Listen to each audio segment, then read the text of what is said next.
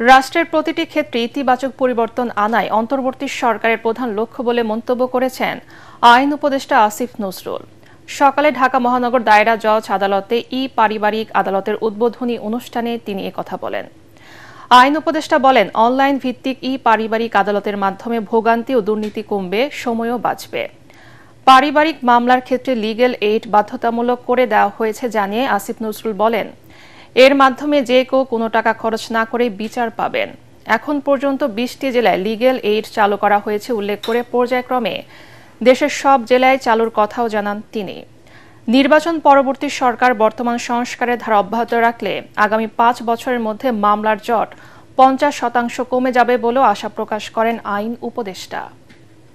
বিনা খরচে বিনা পয়সায় লিগ্যাল এইডে গিয়ে আপনি সেই সুবিধাটা পাবেন। লিগ্যাল এইড ম্যান্ডেটরি করা হয়েছে। পারিবারিক বিরোধের ক্ষেত্রে আপনাকে অবশ্যই প্রথমে লিগ্যাল এইডে যেতে হবে। লিগ্যাল এইডে একজন বিচারক ছিল, সেখানে আমরা 3 জন করে দিয়েছি।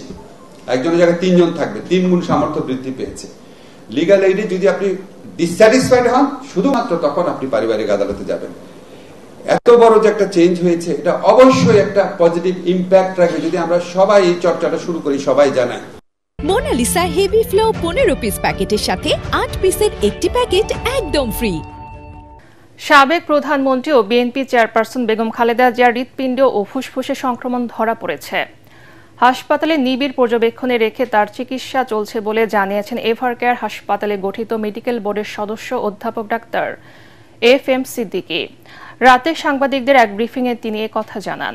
FM সিদ্দিকী জানান, বেগম খালেদা জিয়াকে 24 ঘন্টার নিবিড় পর্যবেক্ষণে রাখা হয়েছে। এর আগে স্বাস্থ্য পরীক্ষার জন্য রাজধানীর এভারকেয়ার হাসপাতালে বিএনপি চেয়ারপারসন বেগম খালেদা জিয়াকে ভর্তি করা হয়। তার ব্যক্তিগত চিকিৎসক অধ্যাপক AZM জাহিদ হোসেন জানান, মেডিকেল বোর্ডের পরামর্শক্রমে কিছু পরীক্ষার জন্য বিএনপি চেয়ারপারসনকে হাসপাতালে ভর্তি করা হয়েছে।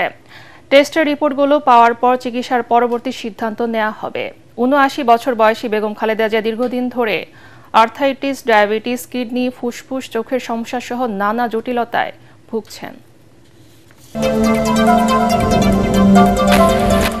সুপ্রিম কোর্টের আপিল ও হাইকোর্ট বিভাগের সব বিচারপতিদের অংশগ্রহণে ফুল কোর্ট সভা ডেকেছেন প্রধান বিচারপতি ডক্টর সৈয়দ রেফাত আহমেদ। আগামী 27 নভেম্বর বিকেল 3টায় সুপ্রিম কোর্টের কনফারেন্স রুমে ফুল কোর্ট সভা অনুষ্ঠিত হবে।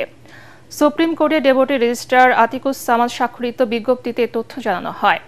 জানা গেছে, ফুল কোর্ট সভায় অধস্তন আদালতের বিচারকদের বদলি, পদোন্নতি সহ নানান গুরুত্বপূর্ণ বিষয়ে সিদ্ধান্ত নেওয়া হবে।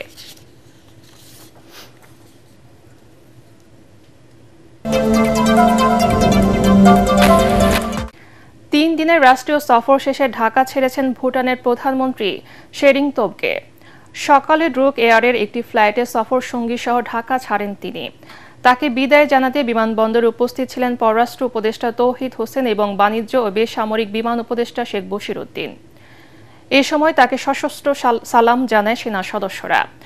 এর আগে শনিবার সকালে 3 দিনের রাষ্ট্রীয় সফরে বাংলাদেশে আসেন শেরিং তোবগে।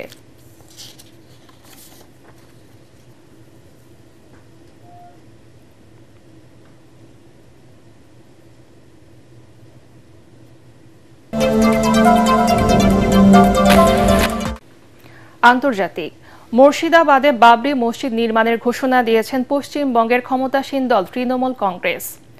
দলের বিধায়ক হুমায়ুন কবির ভারতীয় সংবাদ সংস্থা ANI-কে জানান, আগামী 6 ডিসেম্বরে এর ভিত্তিপ্রস্তর স্থাপন করা হবে। তিনি বলেন, এটির নির্মাণ শেষ হতে 3 বছর লাগবে। বিভিন্ন মুসলিম নেতা এই অনুষ্ঠানে যোগ দেবেন। বাবরি মসজিদ ধ্বংসের 33তম বার্ষিকীকে কেন্দ্র করে এই ঘোষণা দিয়েছেন তৃণমূল কংগ্রেসের এই নেতা। বর্তমানে এই ঘোষণাকে ঘিরে রাজ্যটিতে ব্যাপক রাজনৈতিক বিতর্ক চলছে। এরই মধ্যে এই ঘোষণা তীব্র সমালোচনা করেছেন বিজেপির মুখপাত্র ইয়াসের জিলানি। তিনি অভিযোগ করেন, ভোটের স্বার্থে সচেতনভাবে সাম্প্রদায়িক উত্তেজনা ছড়াচ্ছে তৃণমূল কংগ্রেস। সুপার ওভারে হেরে স্বপ্নভঙ্গ হল বাংলাদেশ এ দলের। রাইজিং স্টার্স এশিয়া কাপের শিরোপা লড়াই পাকিস্তান শাহিনসের কাছে সুপার ওভারে হেরে রানার্স আপ হয়েছে আকবর আলীরা।